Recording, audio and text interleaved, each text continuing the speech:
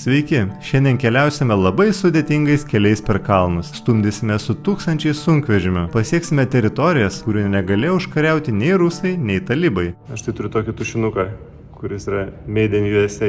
Padovanodavo anksčiau kažkam, vienu galu galima rašyti, o kitas išsprogsta tiesiog slapta dovanėlė. Taip pat grožėsimės mėlynuoju Afganistano auksu. Sėdam ir žiūrim. Subjūro orai Afganistane. Teks dabar keisti planus. Einu pasikeisti skrydį. Beje, labai lengvai keičia skrydžius be jokių papildomų mokesčių vietinės avialinijos, kas yra labai patogu. Ir į tą regioną, kurį norėjau nuvykti, kelias dabar nebepravažiuojamas. Užgriuvo akmenimis, netgi automobilius užgriuvo, žmonės labai stipriai nukentėjo, daug žuvo. Atsiuntė gidas video pasižiūrėti. 1, 2, 3, gale 4 ir bagažiniai dar 2 arba 3.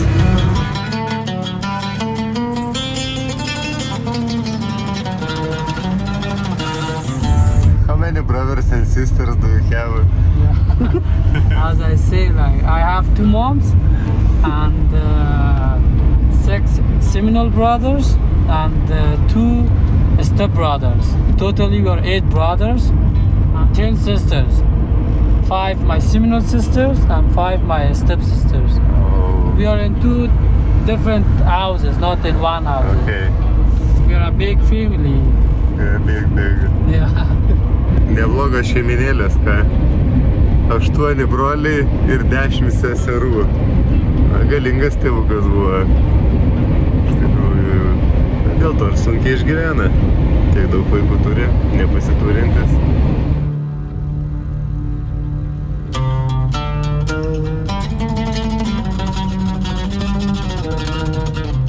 Vykstant Kabulo gatvėmis galima pastebėti daug moterų prašančių išmaldos. Kuomet miršta vyras, kuris yra vienintelė šeimos galva, moteris dažnai tampa benamė, jeigu nėra suaugusių vaikų arba giminių, kurie galėtų jie pasirūpinti. Tenka eiti į gatvę prašyti išmaldos. Islame tai yra labai gėdinga veikla ir kai kurios moterys verčiau ryžtasi mirčiai, negu prašyti išmaldas.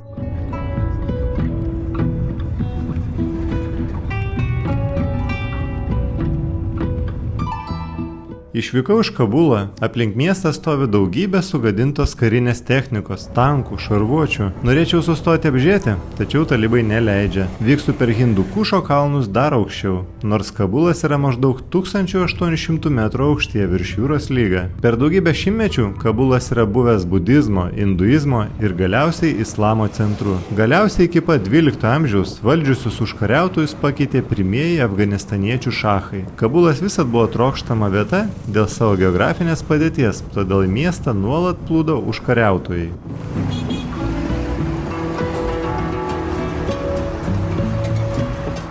Vykstu per kaimo vietovės. Šalia daug nedidelių trobelių. Mane stebina, kaip tokios didelės šeimos telpa į mažus namelius. Mano gido šeima tikrai stebėtinai didelė. Tačiau vidutiniškai afganų šeimose gimsta šiek tiek mažiau, apie 5 vaikus. Afganistanas turi vieną didžiausių gimstamumo rodiklių pasaulyje, nors pastaraisiais dešimtmečiais jis šiek tiek ir sumažėjo. Šeima ir giminystės ryšiai yra labai svarbus Afganistano visuomenėje. Tradicinėse šeimose daug vaikų laikoma turtų ir stiprybės ženklų. Didelė šeima suteikia paramą kasdieniam gyvenimui ir apsaugo senstant. Dėl nepakankamos socialinės apsaugos sistemos daugelį Afganistano regionų šeimos remiasi savo vaikais, kaip pensijinio amžiaus palaikymo sistema. Kuo daugiau vaikų, tuo didesnė tikimybė, kad jie pasirūpins tėvais senatvėje. Islamas, kuris yra pagrindinė religija Afganistane, skatina šeimos svarbą ir dažnai remia gausias šeimas. Vaikai laikomi Dievo palaiminimu, o daugelis šeimų tiki, kad gausus palikuonis yra palaima tiek šiame, tiek pomirtinėme gyvenime. Vietovėse, pro kurias važiuoju, vaikai prisideda prie šeimos ekonomikos, dirba ūkyje ar padeda kitose srityse.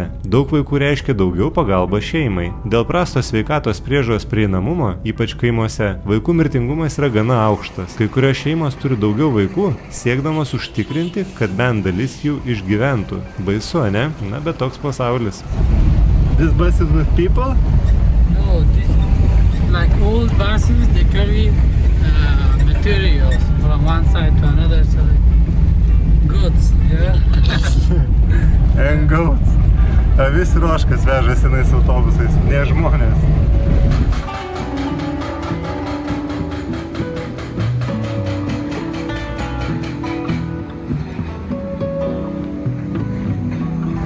panašu, kad šiandien teisingą kelią pasirinkau. Tik tai nedidukai akmenys nukrito nuo kalno, ne ant automobilių. Dabar tvarko kelią, valo. Tikiuosi, kad kelionė tęsis toliau.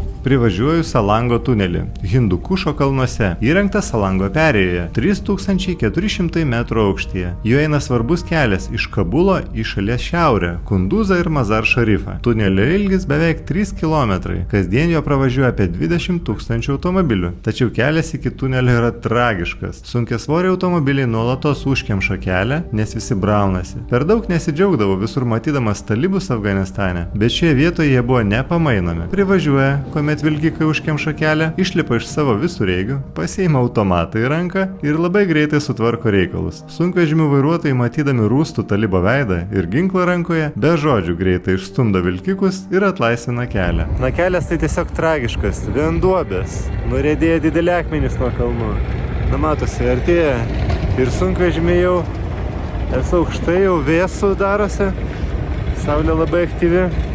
Salango tunelio statybos pradėtos 1955 metais bendromis TSRS ir Afganistano valdžios pastangomis. Po 9 metų tunelis buvo atidarytas. Jis leido sutaupyti 300 km kelio ir įgalino susisiekimą ištisus metus. Iki 1973, kai pastatytas Eisenhowerio tunelis JAV, tai buvo aukščiausias tunelis su automobilių keliu pasaulyje. Sovietų Sąjungos ir Afganistano karo metu tunelis buvo svarbiausia tarybinės armijos arterija. Todėl 1982 metais jame mudžahedai atliko teroro išpuolį, sukeldami sprogimą. Tikslus aukų skaičius nežinomas, kai kuriais duomenimis žuvo 64 sovietų kariai ir 100 afganų. Talibanui užvaldžius šalį tunelis liko apgriautas ir nebenaudojamas. Tačiau 2002 metais jungtinės NATO pajėgos tunelį vėl pritaikė eismui. Dabar, kuomet sumažėjo teroristinių atakų, tunelio apylinkėse vienintelis pavojus liko sniego nuošliaužos.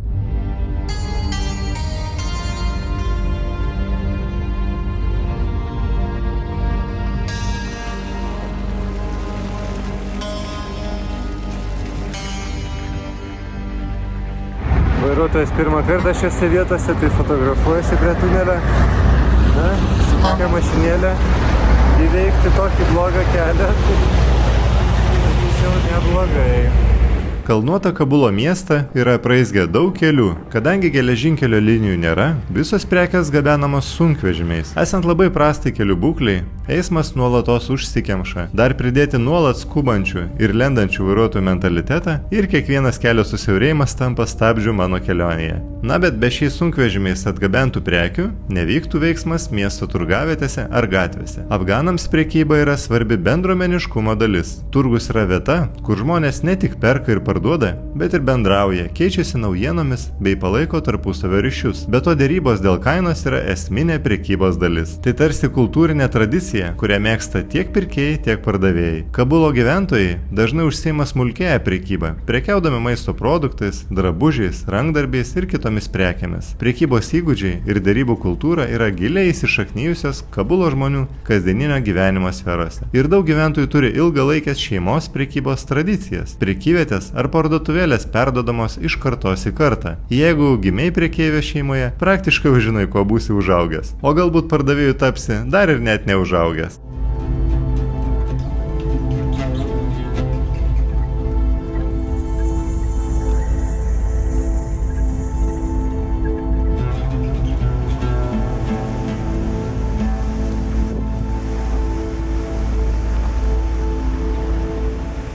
Standartinė situacija, užsikemša. 5 eilėm važiuojam. Visi nori pravažiuoti.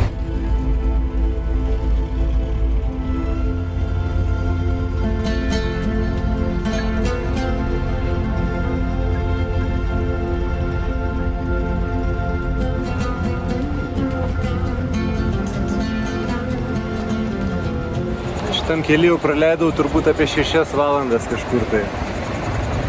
Dažnai užsikemša, matot, jeigu žmogui reikia pasimelsti, tai ir pasimeldžia. Tiek daug automobilių ir visi nori pravažiuoti. Dėl to ir užsikemša. Niekas nenori praleisti, svarbu įvažiuoti, o po to jau kas bus. Tai po to ateina kažkas iš Talibano su automatu, išvaiko. Važiuok ten, važiuok ten.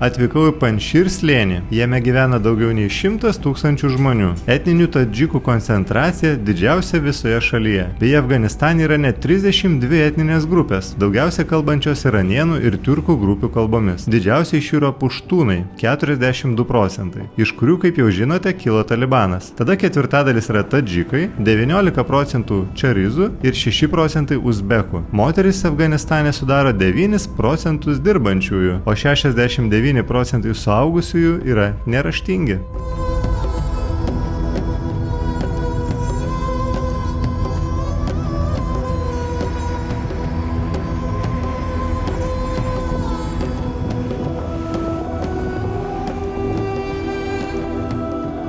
Defeated Soviet Union. He was strong. Yeah, really strong. Like other countries, they have like Che Guevara, you know.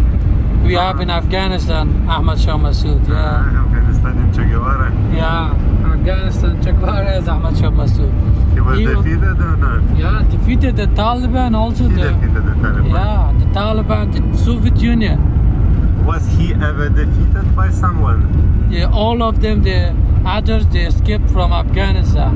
He went to mountains, up the mountains, and gather again the people and inspire them by their speech. I will not leave Afghanistan. I want to die in Afghanistan. I will not leave the land of Afghanistan. And he came down and he created big groups again. First he defeated Soviet Union. Okay. After that the Taliban started fighting with them. He went to the mountains and after that he started fighting with Taliban. Pažiūrėkit, kokios didelės. Kiek čia visko pridėta. Šovinių dėtuvės. Matote, minų pridėta. Įvairiausių gilzių prieš tankinių. Many journalists, they came and I speak with Ahmad Shah Massoud. One Iranian journalist asked him, like, if a country give you weapons to fight with Taliban, what you will do? He said, no. The Taliban, they're my brother. I will gather with Taliban to fight against you guys. But I fight with them, with my what I have in my hand, but not with the other help of another countries. And he was really cool person. The first suicide attack in Afghanistan happened on him. That was from the suicide attacker was from Saudi Arabia. Many countries, they had hands in killing of Ahmad Shah Massoud. So weapons in case of soldiers. Also America offer him to bring the soldiers to Afghanistan. He said, no, we don't need for weapon, we need only the Afghan people, the clothes for food, nothing else.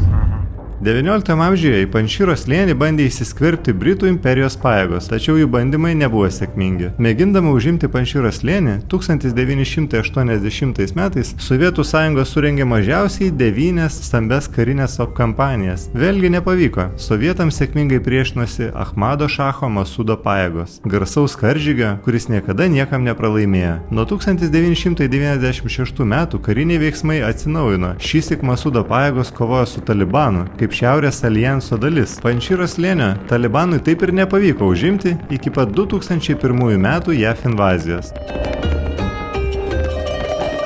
Ši graži žalia vietovė yra Panšyro slėnis ir kadaise panšyriečiai kovėsi su rusais. Buvo labai nuožmus kariai ir niekada nepralaimėjo. Tačiau dabar Talibanas juos laiko labai stipriai prispaudęs, nes jie vieninteliai kaip ir bando dar vis priešintis jam. Tai šioje vietoje daugybė Talibano kareivių. Net netraukiu kameros, nes toli nenuvažiuočiau turbūt.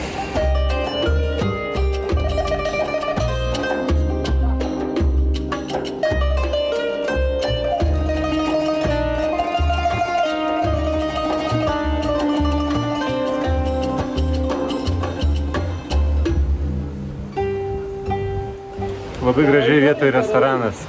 Šalia kalnai, upė teka. Tokia ramybė, paukščiai čiulba.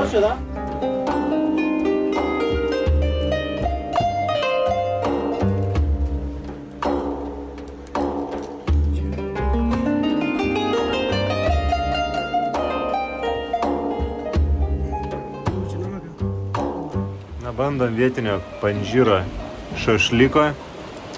Čia šiuo atveju matau, kad malta viena. Kaip visada. Tokia skani, minkšta, sultinga, aromatinga. Dar pabandysiu avienos gabaliuko. Vėlgi, kuda, riebi kuda. Pasakiška aviena, minkštutė, sultinga. Lazuritas – akmuo kerintis nepaprastą mėlyną spalvą. Šio akmens pavadinimas kilęs iš termino lazavard, kuris arabų kalba reiškia dangų. Tai yra lazurito, kalcio ir pirito uoliena. Jau maždaug 9000 metų kasama kaip brangakmenių medžiaga. Geriausios kokybės lazuritas yra tamsiai mėlynas su nedidelėmis kalcito ir pirito dėmelėmis. Mėlynas spalva atsiranda dėl lazurito kristalinėje struktūroje esančios sieros. Buvo manoma, kad išskirtiniai kristalai yra reti, kol 20 amžiaus 10-ame dešimtmetyje buvo pradėti išgauti Afganistano kasyklose. Lazuritas yra vienas ankstyviausių, egzotiškiausių ir vertingiausių natūralių brangakmenių medžiagų, kuri nuo 4 tūkstantmečio prieš mūsų erą, o gal ir anksčiau, buvo naudojama ornamentikoje. Paveldė gausų raižinių, karoliukų, auskarų, dekoratyvinių inkrustacijų ir meninių pigmentų, štušių akmenių. Įdomu tai, kad anksčiau lazuritas buvo naudojamas ne tik kaip brangakmenis, bet ir kaip vienas pirmųjų akių šešėlių. Istoriškai lazuritas buvo labai svarbi prabangos prekė. Panšyre parduodami produktai yra krūdų, kalnuose rinkti grybai, čia sako džiovintas jogurtas, tai kaip varškės konsistencija. O šios uogos man patinka. Labai saldžios, džiovintos. Atrodo kaip kokios gervuogės, bet nuo medžių skintos. Aišku, daug graikiškų riešutų visą sieną, o čia visiškai sudžiovinti jau. Toliau džiovinto obuolių įvairiausių dar. Esu Kabulo minų muziejuje, čia eksponuojama karo technika, kuri buvo naudojama kare su Rusija metu. Įvairiausios patrankos, sraigtasparniai, sviediniai, einam pasižiūrėsim, pačiupinėsim. Praėjus 20 metų Afganistaną paliko JAF ir NATO pajėgos, o Talibanas per trumpą laiką užėmė 33 iš 34 Afganistano provincijų. Per tą laiką nepavyko užimti tik Panšyrą. 2021 m. rugsėjo 6 d. Talibanas paskelbė visiškai kontroliuojęs Panšyrą, tačiau Panšyro atstovai tai paneigė ir nurodė tęsiantis kovą. Šiuo metu Talibanas čia laiko labai daug mudžahedų prižiūrėti tvarkai. Jeigu karių skaičius sumažėtų, vėl galėtų įsiplieksti konfliktai tarp etninių tadžikų ir Talibano. Šacho Masudo sūnus šiuo metu valdo pasipriešinimo talibams organizaciją ir yra esamos vyriausybės priešas, galintis surengti atakas talibų kontroliuojamose vietovėse.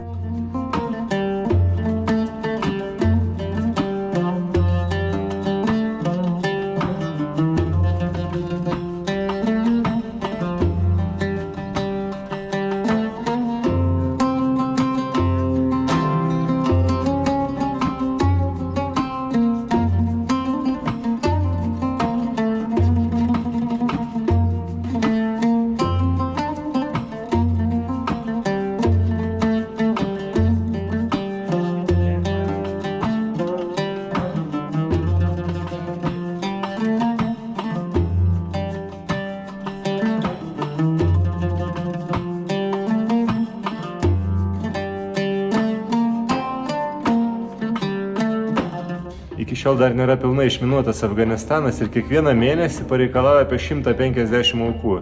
Jau nekalbant apie dabartinį karą su JAV, bet netgi nuo rusų laikų dar vis liko neišminuoti tiek vandens telkiniai, kur perprisdavo per upes, kalnai užminuoti.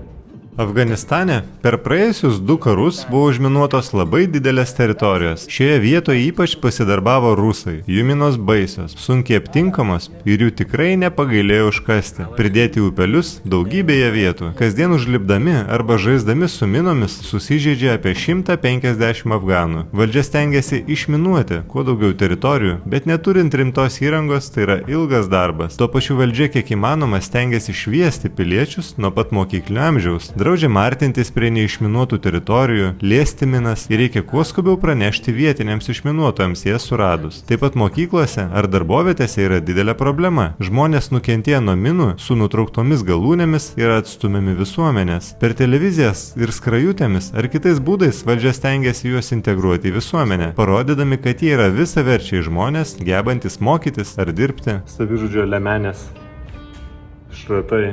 Kuomet susisprogdina, tai visi šie šratai tampa kaip kulkos ir pasklinda aplinkui. Aš tai turiu tokį tušinuką, kuris yra Made in USA. Padovanodavo anksčiau kažkam, vienu galu galima rašyti, o kitas išsprogsta tiesiog. Tai tokia slapta dovanėlė, kaip šalindavo priešus. Jak-40 lėktuvas. Malipam į lėktuvą pasisvečiuosim rusiškame Jak-40.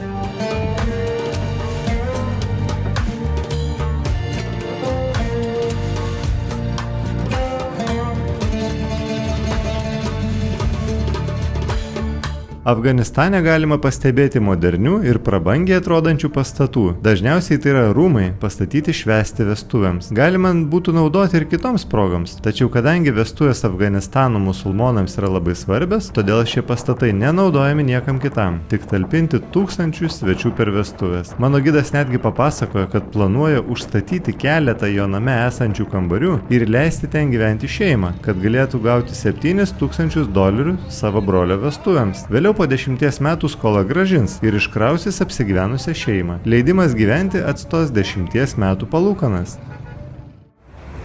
Mano kelionė Afganistane eina į pabaigą. Galiu atvirai pasakyti, tai buvo patirtis. Viena sunkiausių kelionių, tiek dėl nuolatinio apsupto skurdo, tiek dėl Talibano priekabiavimo. Aišku, etiketės lipdyti negaliu, buvo ir draugiškų, ir intelektualių talibų, bet žinote posakį, šaukštas deguto statinę medaus sugadina. Tai čia buvo ne vienas šaukštas, o samčiai. Talibams tikrai reikės daug laiko išsiravėti savo daržą, o po to pakeisti pasaulio nuomonę apie juos. Bet varžytis realiai neįmanoma. Vakarų žiniasklaidos galia ir finansai 1000 kartų stipresni. Jeigu ir būsi geras, vis tiek apdergs. Jeigu namie ir nebus tarakonų, tai pakiš tarakonų ir parodys pasauliui. Esu prie senosios Kabulo sienos, pastatyta ant kalno, 6 metrų aukščio net, tačiau vidų neleidžia, nes viduje Talibano kareiviai su hameriais ir kita karinė technika, kadangi strateginė vieta kalnas, tai visuomet pilna kareivių. Na ir aplinkui matote senųjų namų. Gražus kaimelis. O žmonės nors ir skurdus, tačiau draugiški. Jiems nepasisekė, kad gyvena šalyje, kuri turi resursų už trilijonus dolerių. Dėl to ir vyksta nesibaigiantis karai. Didieji ir yra didieji, nes atima iš mažiukų. Mums pasisekė, gyvename ramiame kaime su vieninteliais resursais, nešiojamais ant savo pečių. Abejoju, kad taika Afganistane truks ilgai, kuomet šalyje tiek etninių grupių su skirtingom tradicijom ir požiūriais, jas lengva skaldyti ir kiršinti. Ypač kai ginklus ir finansus iš šono pakišinėja didieji. Galbūt griežtas Talibano valdymas su ginklu rankoje padės išvengti naujų pilietinių karų ir įtakos iš šono. Nors Talibaną ir palaiko tik pusę Afganistaną, tačiau visas 100% džiaugiasi taika ir saugumu. Nebėra krentančių raketų, skriejančių kulkų ar netikėtų savižudžių sprogdintojų išpuolių. To ir linkiu Afganistanui - ilgalaikės taikos. O ar žmonėms reikia pinigų? Ar tai atneš laimę? Čia jau kita tema. Ačiū, kad su manim pažinote Afganistaną. Stengiausi visapusiškai jums parodyti šią įdomią šalį. Tiems, kam patiko, būčiau dėkingas, jeigu prisidėtumėte prie išlaidų ir spustelėtumėte Super Thanks arba labai ačiū mygtuką po plėriu, arba pasinaudotumėte Contribui platformą. Ačiū, kad žiūrite ir ateityje pasistengsiu jums parodyti dar įdomesnių kraštų su neįtikėtinomis istorijomis. Iki kitos savaitės.